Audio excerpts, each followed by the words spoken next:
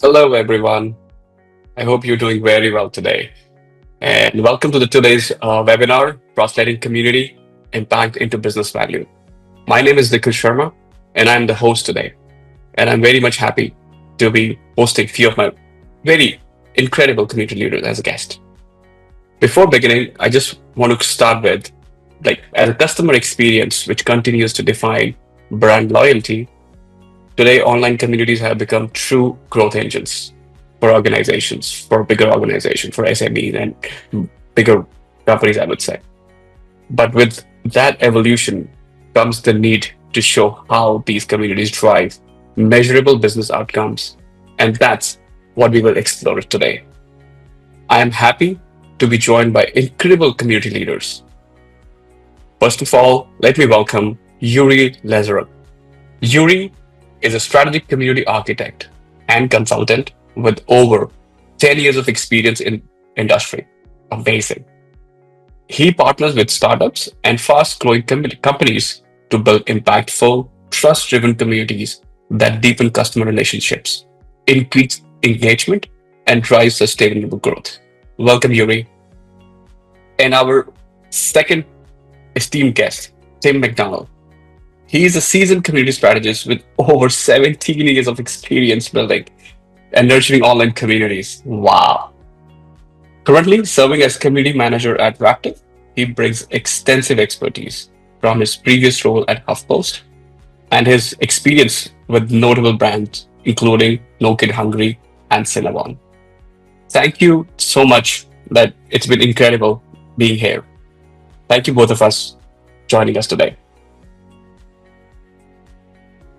Okay, so before we start, I would say a few quick notes. This session is being recorded, and if anybody misses today's session, so we will be sharing the recordings and also the few takeaways from this session. We'll also leave time for our audiences to have question answers at end. So please feel free to drop questions, and we will take it up at the last. Also, you can feel free to, I would say, put in questions throughout the session too. So let's begin, gentlemen. I think it's time to start us. So I will ask both of you the success story of one of the communities that you are really proud of this year, and obviously why. So Yurii or Tim? Okay. Yurii, Tim. we forgot to thumb wrestle to see who was going to go We first. need to do that Spider-Man are doing it, it's like just keep pointing fingers. So yeah, but if you insist, okay, so let me start. It was a story not this year but the last year, and one of the success story was we were hosting this Freelancermap conference in Berlin for freelancers, and we built such an amazing community around it that one of the participants couldn't come.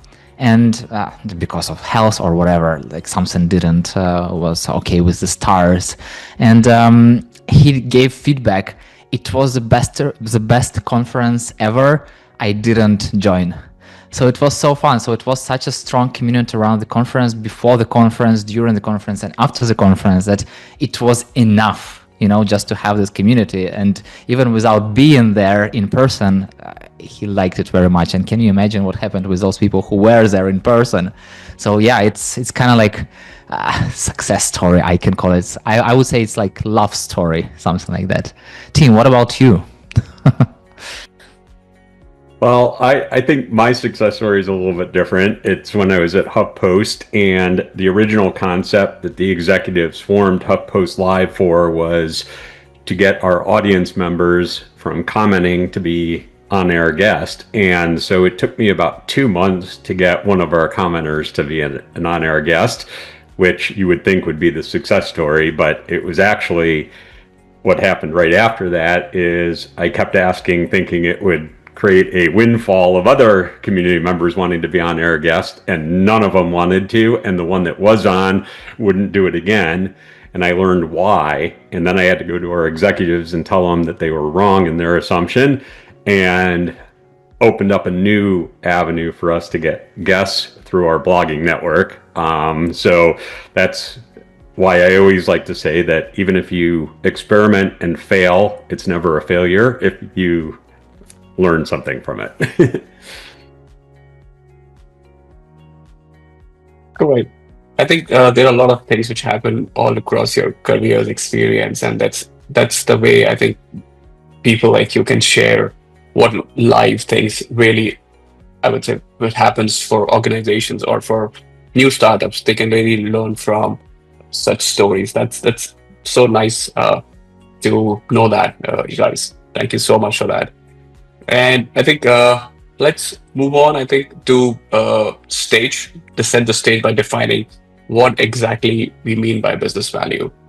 So, do you guys want to put in like your thoughts and share something like what does exactly the business value look like in context of online communities today? And I think everybody wants to have a great customer experience, but obviously they want to generate some business value out of it too.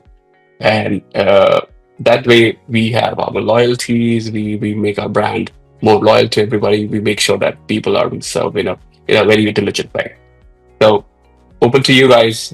You want to take a shout at? Okay, Tim. He wins the thumb wrestling So again. Okay. yeah, so as far as like business value to me, it's always about like get your head out of what you think in the community space it is and put yourself in a manager or executive's position and how they would measure business value, because that's what you should be concerned with, what community is driving towards, not just engagement. Because if you think about it, if you are a business owner and go to a bank, they're going to want to see your financial statements, your projections, and your successes as far as what you've done to get where you're at, not just how many people responded or reacted to what you posted, because that's not going to get you a loan. So it's more about like looking at what those are, and depending on where your community fits into your business, might mean that you need to spend more time with certain stakeholders within the organization instead of everybody in the organization, even though it's always healthy, I think, as a community manager to know everybody in the organization so you see how you can tie in, and there might be opportunities that you guys aren't currently taking advantage of. So I'll leave it there, Yurii, and let you kind of fill in any missing blanks that I... Is there anything, teams, that you are missing? I don't know. I feel like you've covered like 99.9%. Still, I feel like it's a hard job to be a community builder, because you have to not just speak human language, you have to speak business language, and you have to be this translator from one to another and vice versa. I feel like that's something that some community builders are missing, and it's something that I was missing like 3 years ago, because when I joined the international community world, I just heard about sense of belonging, and I was thinking that it's just the only one thing that you can measure. Like, how can you prove the value of community? There is no way, you just can sense it. But no, there are so many ways. And as Tim mentioned, yes, exactly, like community business value is your business goals. You are like aiming to reach them, and you are like, community is just helping to move with the business in the same direction. So it's nothing different, it's still the same thing. So you have to clearly understand what is your company is working on, whether they need help with support or retention or new customers or content creation, how those things, like at the end of the day, everyone is making money, like every business making money. So everything that helps your company to make money is helping to reach this business goal at the end. I feel like I'm saying at the end of the day so many times. Still, yes, just connect community goals with business goals, and I feel like we'll jump much more deeper later on. Sure, I think great insights, right? And I think once the community goals are set, I would say the organization also starts moving in such scenario that you have few folks to help you out, to give you certain suggestions, make sure that their goal is also driven by, and then you feel like you're a little more responsible for making such communities more, I would say, more customer centric, more business driven, and that's way as a team, I think it works. So nice, wonderful. Okay, so moving away from the business values, I think there have been also to make sure the business value are being, I would say, taken out from such communities, challenges would have been a part of that, correct? So many community professional, I would say, they struggle. They really find it that if they start working on the business value creation, they might have few challenges also. So I would request you to share your life challenges, biggest challenges, life challenges you have faced, improving, I would say, the business impact of your community, and how did you address it, making sure that people are like safeguarded. I'm fine again, That's and how the it winner works. is That's how it works. We are just pointing fingers. It's that's how community works. You have to point fingers on everyone else and blame others for everything that goes wrong. I'm kidding, of course. Talking about the challenges, I would say that the biggest challenge that I noticed in the clients I worked with, they don't have a simple field in their database whether their client is community member or not, and it like kills everything because you can't basically track anything. You can't connect business value anyhow. You can still collect engagement, amount of posts. You still can guess about what's happening in the community, but you have no possibility to collect it with specific business data. And I'm always telling to clients when I'm working with them, like, hey, like do whatever you want, but I need to know who of your clients are community members, because this way you can track so many business related things. Otherwise it will be really, really hard. And the second challenge that I would really go for is like engagement for the sake of engagement, because we are so get used to this word engagement in the community world, but sometimes we don't really know what stands behind it. So if it's just another channel where you just create more noise for your community members, it leads nowhere. So you really need to, as a community builder, you need to understand, like you need to really good understand your community members. You need to understand their challenges, what are they dealing with, and why they joined the community, and what expectations do they have. And then you have to work with it. And it's like the easiest part. I'm kidding, of course. But yeah, there are like two of the main challenges that I would go for. So Tim, what about you? Well, I think, for me, I think one of the biggest challenges is, even though community is something that I feel has the opportunity to bring everybody in the organization and your external partners together, it's a kind of a monumental task for one person, if you're the community manager in your organization, to build all those relationships and learn those departments effectively enough to do anything with. So like that's a big challenge. But also I think that the other thing once you do that is, how do you get their buy-in, right? Like how do you get those stakeholders buy-in to what you need? Because in order for you to help them, you need them to help you.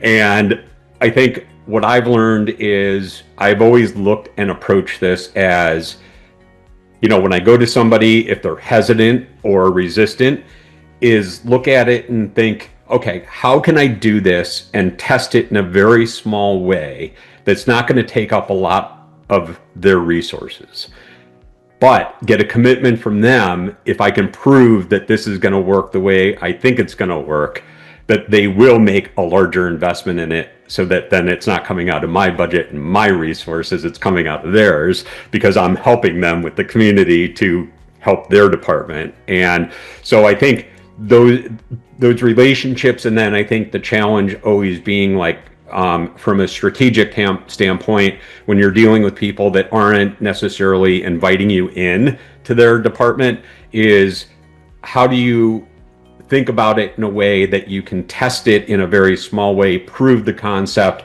but then get an agreement for them to buy in long term with you if it works the way you think it's gonna. So those are like the two challenges I think are the biggest as far as proving the business impact, because without those relationships, without those investments that other departments are making in community, it's going to be very difficult for you to be able to prove your business value as a community.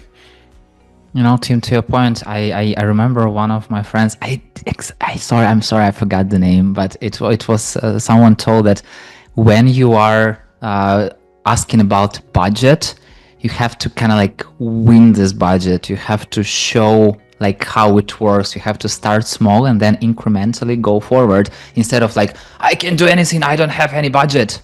So just start small, show your case, and then go for budget. True. I think rightly said, Yuri and Tim, that you have challenges, but you need to break it down, move forward, so that at least you can show it to your inner audiences that what you're capable of. That's the way challenges need to be mitigated. Perfect. Good. I think we have few questions coming in. So guys, do you want to take it at the end, or you just want to go about the question? You are the host. Command us. I was going to say, whatever you want to do is good with me. I was looking at a couple of them, and I think we're going to address a few of them as in some of the questions we have coming up, but totally up to you. Okay. So we will take it at the end. So probably that might get covered once we have few more to come into. Perfect. So I think with the values, with the challenges, what now we move into certain numbers. Let's talk about if the numbers can really make or break what you just talk about, investment, budget. Can metrics really be used for making measuring the community impact? So if you could only track, I would not say one, but yeah, if you want to track only one or two metrics to demonstrate how the community ROI is, and how can we showcase to our audience that this is the way we, as a new community manager or as a learning path, what would it be? And yes, obviously, why they need to make sure that these two metrics are. Well, I'd love to share a little story about when I was in the social media marketing world, probably about 6 years ago. And Marcus Sheridan, he's a speaker, was up there, and he owned a pool business. And he said the number one question that people had was, how much does a pool cost? And nobody would answer it because they didn't have a good answer, because it depended, right? So he wrote a blog post, how much does a pool cost? And his first response was, it depends on, and then he listed all these things. And I think that's what, when I read this question, that's exactly what I was thinking. It depends which metrics are the most important, depending on what your goals are. Because if you are doing support, maybe it's, how many tickets were deflected, and that translates from a business perspective in how much are we reducing our support costs because the community is actually responding to these tickets, right? How quick are our members of the community getting answers to the support ticket, compared to having to submit one and then have a member of the support team respond if another community member can help them.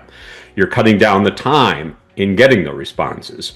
Those are all things that you can measure that help support. Now, if I were to bring those metrics to my marketing team, they could give a shit about those because it doesn't mean anything to them, right?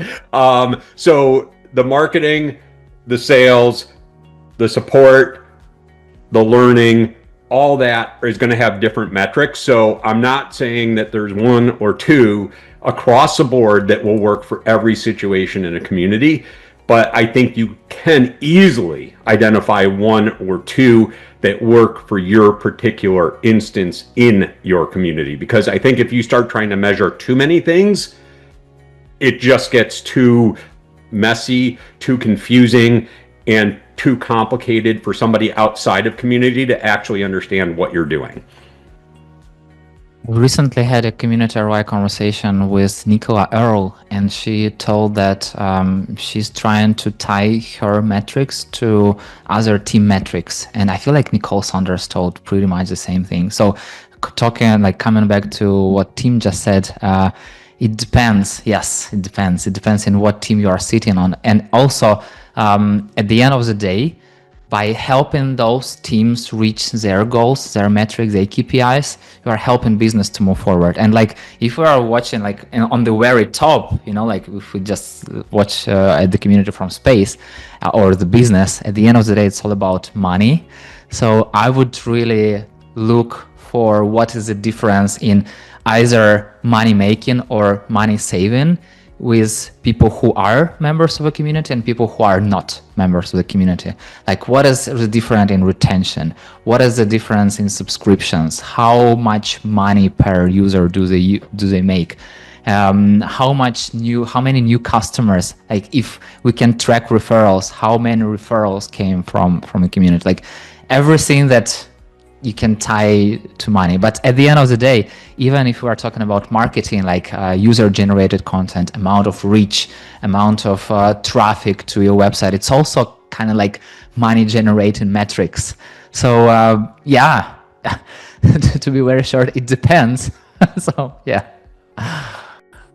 Well, and I think, Yurii, because I just read Dan Rodman's question about how do you approach community segmentation when a brand or project has different verticals or types of community members. I think you actually answered that in like looking at community members versus non-community members, right? It's the same thing within a community. You can look at different verticals and what they're doing compared to other verticals in the same sense of metric that you're reporting on. So I don't know if you agree with that, Yurii. Yes, and since we are jumping into this rabbit hole, there are different user experiences for community members, because every person who is joining a community, they definitely not on the same level. For example, if you are building a product community, you can have there people who are just signed up and never tried a product. You might have someone who's already built something with your product, and you might have super users who like using your product daily and like get a ton of money with that, or like saving their time or whatever. It depends on what your product does. And you have to have different community members' journey, and it's like go into the segmentation. So I believe that it's also connected more with like marketing part, kind of like customer journey, but you still have to have your community member journey too, and you need to clearly understand. And it would be amazing if you can identify in the very beginning, the moment a person joins, you can identify who, like, where is this person in your like community member journey, and even give them right onboarding right away. So it would be like super amazing user experience. But yeah, let's just go a little bit away from this rabbit hole. Yeah, no, and I just wanted to bring something up because it's an important point to the whole customer journey or community journey, I guess we can say, in this aspect. I forget who wrote this or who shared it. It was a while back, but they were talking about for how well we plan these out as community managers, like that journey that a member is going to have, is it almost never happens the way that we plan it. And so I think the important part is it's good to have that plan, but it's also good to be able to observe what's happening and adjust and modify your plan to actually fit the behaviors of your community, because once you do that, it's going to help you align with these metrics that you're trying to get and how they're being impacted. So I think it's important to set one out originally, but then understand that no matter how well you planned it out and thought it out and laid it out, it's probably never going to happen the way that you actually laid it out on paper. It's like this. We have this MVP, minimum viable product. I love the approach that Rosie Sherry takes in minimum viable community. So you create something, you start from somewhere, and then the more you talk to people, the more you are taking actions, the more you get feedback, you understand where to move next. So if someone can ask me like, create a strategy for like a year, I'm like, are you kidding me? It's hard to create a strategy for 1 month. I will do my best to do it for 1 month. What we need to talk to people, we need to get their feedback. We need to understand what works, what doesn't, because otherwise it's like, I need to take my crystal ball and tell you what will happen in a year. Otherwise, I can't. Right, and that's our last question, Yurii. You gave it away. True, and just Tim what said, that planning, you do every plans, you have the best of the plans make out, and just be ready for that, and the plans are there to be spoiled for sure. But yes, metrics, key metrics. But what I just quick thing just come to my mind that user experience. I know it's very in different ways. It's different for people to measure. So rightly said, you really need to know what you want to do, but user experience is very, I would say, not difficult, but it's a part that can take a lot of time to measure and make sure that your metrics is correct to for this community. Do you guys agree on that? Like it's sort of that plan, or it's just open for all again?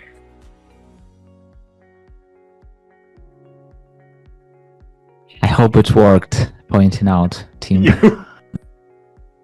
Wait, this is like the Brady Bunch. I don't know which where I am. I do agree that I do think that like the journey and the experience is something that is going to be pretty similar. But again, I do think that like you still need to like understand like each community member or segment of community members, because we're focused on business values here, but we also need to remember, and this is why I don't think that too many conversations are built around this, because it's just inherently ingrained in most community managers, is we understand that we also need to take into account what the community members want. Otherwise, they're not going to be there, right? So I do think that that's how, when we look at this, it's yes, important to remember that, but it's also important to remember what the community members are feeling and experiencing, because if they're not getting a good experience out of this, they're not going to be contributing to the community. They're not going to stay in the community. And they're not going to refer other people to the community. So I do think that that's a very important aspect to look at. Thanks.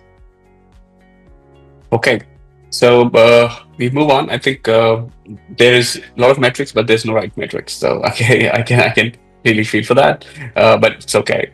So guys, again, one of the questions, like to make sure that the leadership, the executives, they are see the impact actually for the community. So how do you package the present community outcomes so that leadership, executives, CXOs are truly looking at the impact of community, so that again it drives the value? Usually you need to speak business language. Yes, it's about like amount of money saved, amount of money got, or like how much traffic did we get, how many new members, or how many subscribers. Like it's pretty much the same, but and also you have to be really good in storytelling, because like just sharing metrics, something that Jen Henley just recently shared on the latest Community RI episode, that it's not enough to have just data. You have to connect the data with a story, and you have to share user sentiments.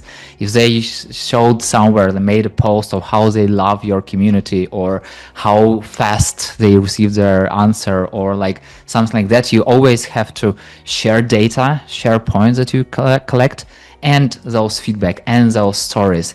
And when you are creating like this connection of story and data, that's what works the best. As Jen is currently adding a comment that she's practicing this right now and trying to get her team to answer questions in the community. So it's very important, to do that, to use your storytelling skills.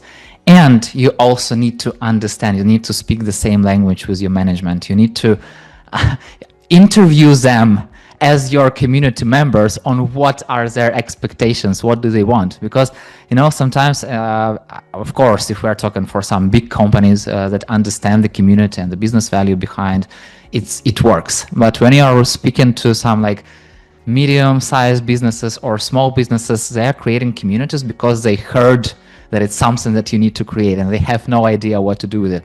Oh, community, just do it. Yeah, we just need community. And they have no idea what to track. They have no idea what result you can get out of it. So you have to kind of educate them on that. So it's not an easy way, but it's fun.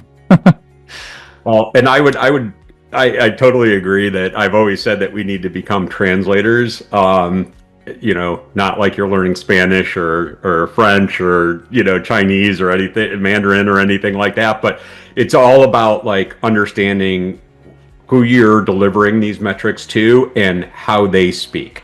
So different departments might have different acronyms, right? They might have different goals, like we already talked about. So the way that I've actually looked at this is most of the other departments in your organization have existed for quite a while. They're not questioned nearly as much as community is. So why don't you just go to them and see what they're reporting to the executive team? Because if you can give them the same kind of numbers, but only relate it to how community is helping drive those numbers, they're going to be interested in that. You don't need to reinvent the wheel here with new metrics. It's just about like learning what resonates with them, what they're going to want. And I do agree about telling the story along with the metrics, but I think we also need to be careful and understand who we're delivering the metrics to, right? If you're going right to the C-level, most C-levels are not going to want to dive in to all the nitty-gritty spreadsheets. They're not going to care about the fluffy story, emotional story that goes along. They're going to want an executive summary of what numbers there are that they care about on the sheet. So if you can give them that one-page executive summary and back it up with a few examples on there, that's fine for most executives. If you're going to a department and a team lead, you might be delivering results that are specific to them that are featured on the summary page, not like the overall community, but how it relates to their team. You might be a little bit more visual in sharing the examples and stories that you're going out. But I also think it's important that we don't lose sight that we need everybody in the community to understand that they play a role in how successful our community is. And when you do that, you need to send out, these are what I like to say, more the qualitative instead of the quantitative metrics, where you're showing the feel-good stories, right? Like, look at what this member had to say about their experience with our company and share that company-wide. You don't need to get into all the nitty-gritty about what campaign that was under, all the nitty-gritty metrics that went in. All you need to do is share that screenshot of, hey, look at what this community member had to say. And that lifts everybody up in the company to understand that, hey, this is great. We're actually getting feedback for the work that I contributed to from a community member, which makes me feel good about what I'm doing. Now I'm energized for the rest of the day to do a better job and help our members out. So I do think that, like those metrics, it's really about understanding who you're delivering them to, not just as far as what you're delivering, but how you're delivering it. And also, Tim, to your point, there is a question in the chat by Sasha. Could you share any anecdote for when you were able to successfully translate these feel-good community moments into clear wins that made sense in the boardroom through storytelling? So I had this experience with Freelance Unlocked conference, and like months before the conference itself, we were not hitting like our final goal of participants. So what I've started doing, I've created this kind of like thing, like kind of white paper instruction of how community can help you and how Freelance Unlocked can help you to get more projects, to get more to build your network. And I made it not in the way that, hey, help us to promote the conference, but some of the points inside were that, first of all, you need to tell everyone that you are going to a conference, so your potential clients and your potential collaborators will see it and be open to meet with you. And another thing, I was telling that if you have clients in the city, if you know that they will be happy to meet you, or maybe you never met them, it's a great opportunity to invite them and to do this. And first of all, we hit the goal. It was like we made like it. We had more than 700 participants this year, and our goal was 700, but we were even more of that. I feel like 750, something like that. I don't want to lie, but it was like more than that. And afterwards, we had over 100 feedback all the overall LinkedIn. Like everyone was saying how amazing experience was the conference, how they felt in like in a family meeting, and how they've been able to meet their friends, and all about the attitude. And it's not just because of the conference, because usually conference experiences is you are coming to the conference, you're happy for one day, and then you are away and you are left out for the whole year.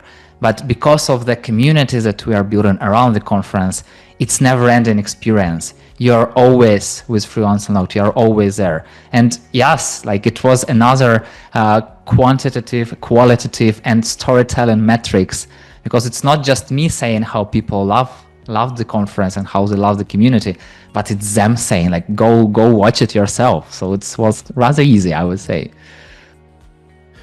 Yeah, and I remember when I was working at an agency on the No Kid Hungry account, and we were running a awareness campaign basically on social media, and one of my tweets got like, it was on Giving Tuesday, so we were trying to raise money too, but it was my tweet out of all the tweets on Giving Tuesday was in the top 10. And the CMO of No Kid Hungry came to me and said, "Look, you were there." And I said, "No, that wasn't me." And I was able to share the example of how one community member had retweeted what I shared. And she's the one who got all those impressions and all that reach. Not me. It was my tweet, but that community member did it. And I think just that little story, because they saw the big number, they recognized my name, and they brought it up, and then I was able to turn that around to how the community made that happen. It wasn't me that made it happen, it was them that made it happen. Correct. I think wonderful, so insightful your experiences are, and I'm pretty sure. Again, it comes to one family. So it's how we change, how we promote, how we make sure. And rightly said, both of you guys, storytelling is one of the things that has to be there when we present it to the leadership, making sure that we are telling the right stories to the right people, and the level you go below, then you need to have more details into it. Perfectly said. Cool. This question is more of an, I would say, reshaping the future. So, and community is constantly evolving as we look at now the word that we always look at, AI. And there are like so many new growth models coming in. It has changed, evolved what community is all about.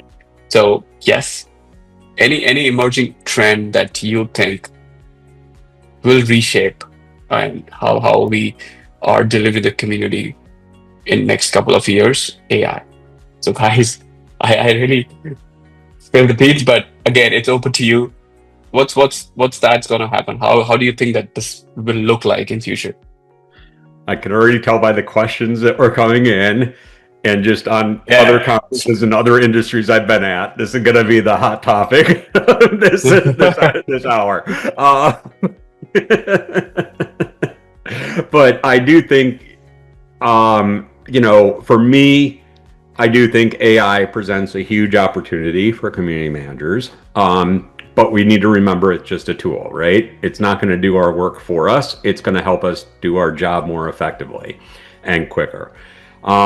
So that being said, I think that, as we look at, how we're measuring and delivering, community value in the, using AI, I think that if we really look at, like, especially if you're part of a larger organization, look at their entire tech stack, their email, their events, their marketing, their, Google Drive, their data that they're keeping there, or in Microsoft or wherever you're keeping it, right? Like, just look at your entire tech stack that you have, because each tech component of that tech stack is measuring something.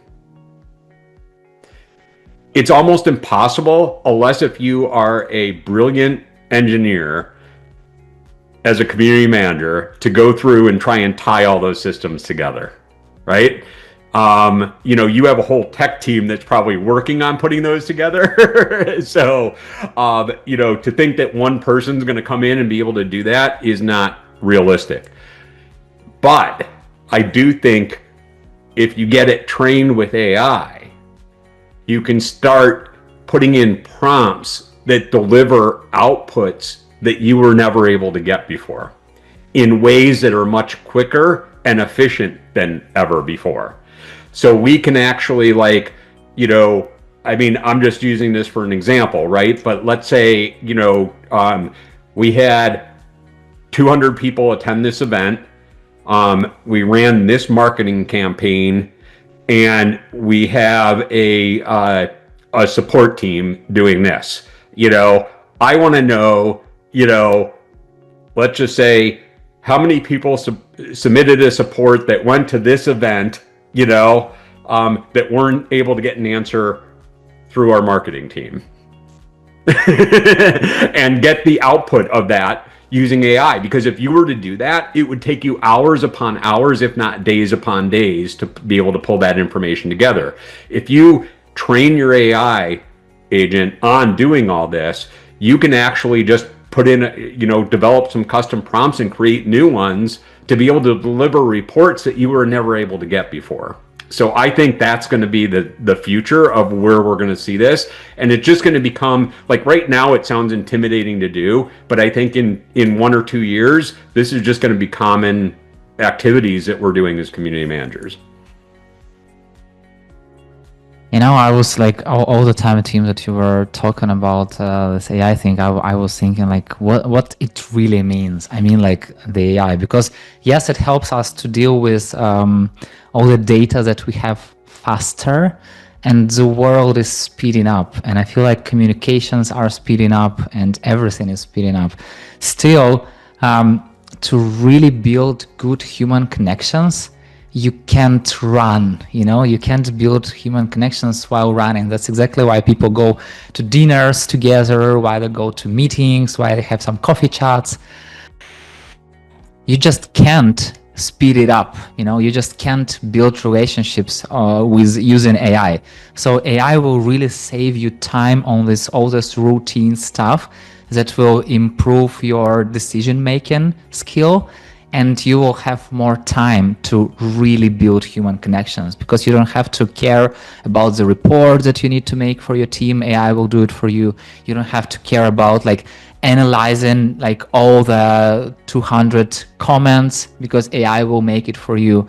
You will have more time to actually build relationships and to actually connect people with each other. So I feel like it's really good that AI is coming forward, because people are getting lonelier and lonelier, and that's exactly where community comes to a stage, and that's exactly when we are starting to strive, because the more tools you use, the more you need human touch, and community is giving you to that. So there is a quote that I came up with by mixing different quotes.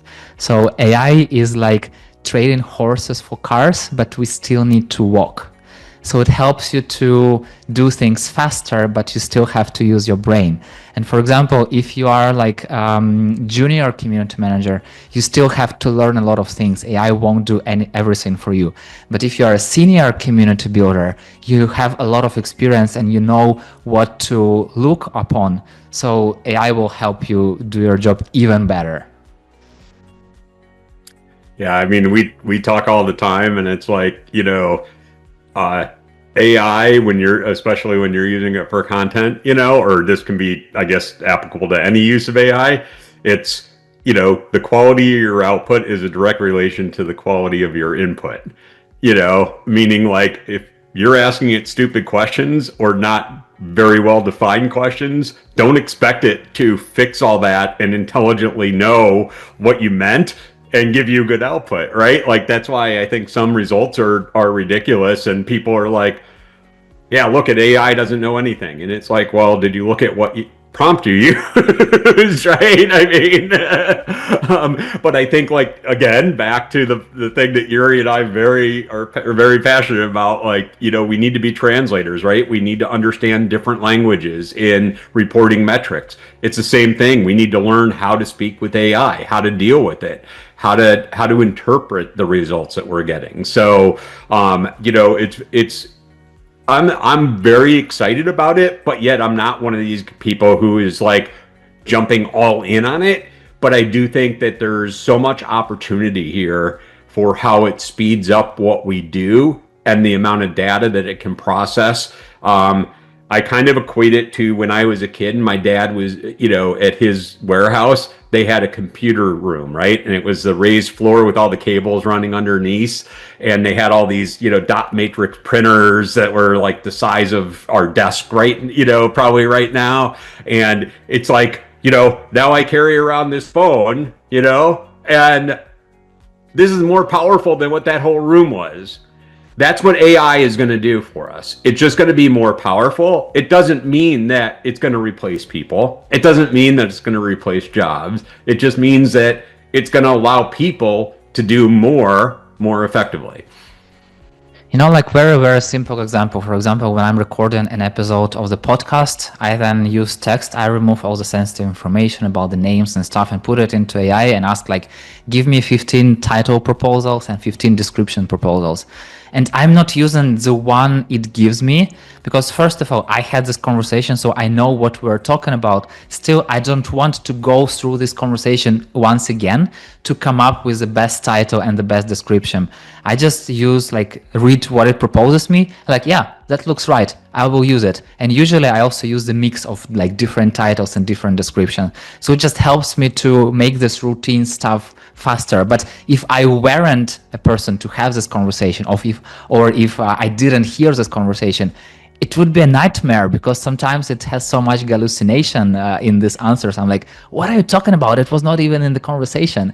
So yeah, you still have to use your brain. Sorry, not sorry. True, absolutely. I think you guys brought the everything on one table. I think that's the way we say that it will not replace. Yes, it will optimize you. And there is so much data lying around in communities. People really never used to like bother about, but now with AI coming in, they can really look into how these analysis would be, and they can predict that this is the right thing to do for their customers. They're really for the showcase their dashboards to their leadership, everything, which will help them to grow for sure. But yes, you're right. It needs a human to make sure that you're doing right on that. Wonderful, guys. So nice to hear all these things. And before we wrap up and we take the questions, one piece of advice that you would like to give community professionals who was joining us, listening it today, and who really would be listening to our recorded versions. Any piece of advice, guys? Like, it's the hardest part, because when it's coming to advice, I try not to give any advice because, like, I don't know you, like, there is no one size fits all. And still, like, something I'm trying to do every time that I'm starting to work with a community, I'm trying to really understand what are the business goals and what are people all over the company are working on, like, how can I help them? So I'm not coming up with a community, like random community strategy, but I'm going to business goals. I'm trying to talk to as senior level as possible. I'm trying to talk to all the teams, and only after that I'm coming up with what I can do and what community can do to help us all work together. So community is like cross-functional organization. It's a glue inside the company. So yes, if you are building community, please go talk to your team members, go to your founders, understand the business goals, and go from there. Not create community goals and try to connect them with business goals. Go to business goals first and then think how community can help you reach them. And I 100% agree with that, Yurii. And I think the best way to make sure that you can achieve that is we are such naturally good connectors within our community that we need to remember that we need to be the connectors for ourselves too. So if you haven't been connected with people in your organization, especially the stakeholders that you're going to be working and delivering results for, make it a point to go grab lunch with that manager or that executive. Make it a point to grab coffee with the teammates on that team. Understand that team as best as you can to be able to make sure that you're delivering the best business values from the community department that you possibly can in a way that makes sense for the organization.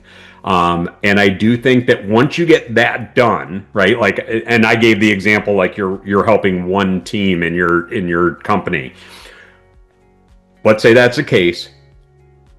If you have 4 or 5 other teams in your organization, start doing the same thing with them after you know that one that you're working with, because that's going to give you the insights as far as, because when you're talking to the executives, if there's a team that is doing a whole bunch for a lot of different departments in the company, you become that much more valuable than just helping the support team, just helping the marketing team, just helping, the events team, whatever it is, you are becoming more valuable. So those relationships, you are responsible for making those connections for yourself.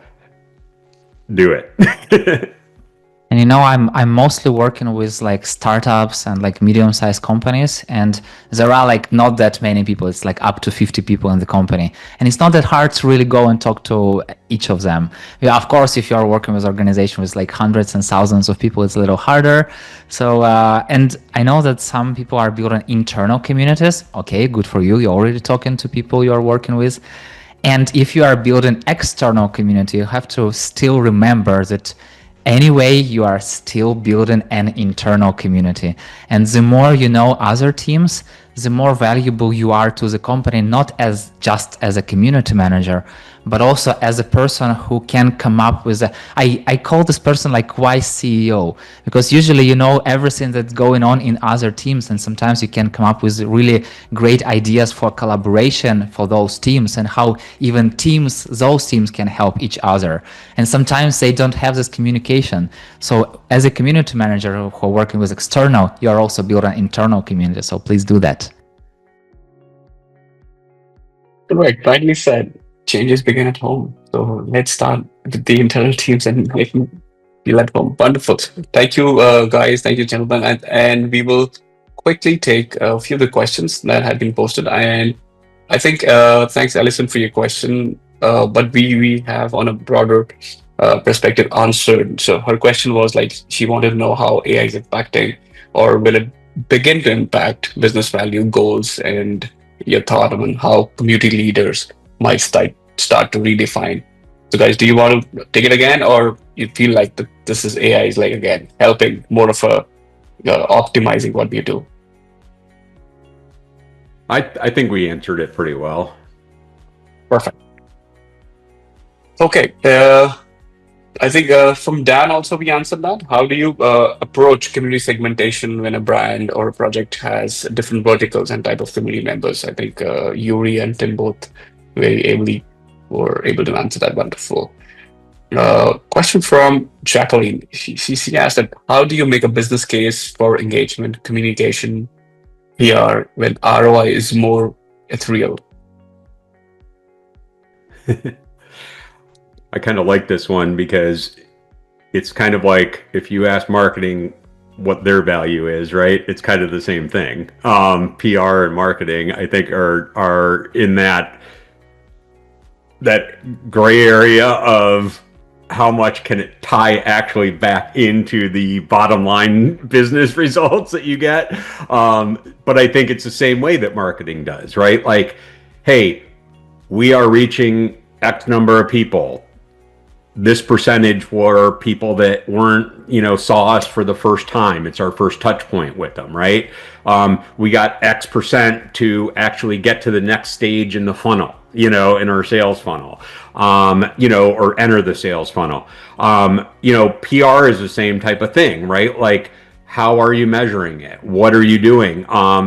If you're saving money, if the community is helping you with your PR, is how much money are you saving because of the reach and the opportunities and the content that your community is creating versus you having to actually pay a PR firm or do it internally with your own resources. Those are all things that you can measure that translate into dollars that executives care about. Yeah, and usually when you're working with, for example, you have other teams, if you are building a community and you're working with PR team or if you have marketing team, it's good if you have them, because I know that in startups there is one person who does everything, community marketing, PR, and like sales, and sometimes in product development. But if it's not the case, you have to talk to your teams. Most likely they are already translating PR into business value. They already translated marketing into business value. If not, it's good point to start a conversation, because at the end of the day, they also will need to think how to do that, and maybe you can even come up with this together. And you can always ask your CEO or your manager, or like, how do they see, like what value do they see, like what are their expectations, and then just come up with what they need. And as a worst case scenario, if you like have no one to talk to, go talk to ChatGPT, ask different questions. You will have some ideas on how to connect like PR engagement and all this stuff. You will have like pretty good ideas on how to connect it with business value. So it's not the dead end. Like there are so many ways to go from here. Correct. And like you said, use the newest technologies of the best form, and ChatGPT is, yeah. Oh, I think we are just on time, and we'll take one more question, guys, from Alex. He wants to know that how can small or new communities show impact with little data? Yeah, it's something that I really love a lot, because you always need to start with small wins. Yeah.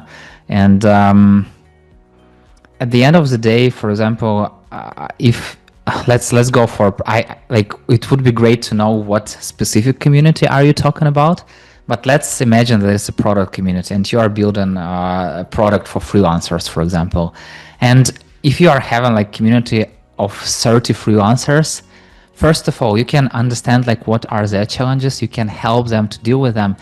And also you can connect it with the product development, and you can show them what exactly are you building, like how is your product will help freelancers, and ask their feedback. Ask them to be your super users, ask them to be your like early, not super users, the next step, your early users, and ask them like how does it work for them, if it works for them, like what features would they like to have inside the product.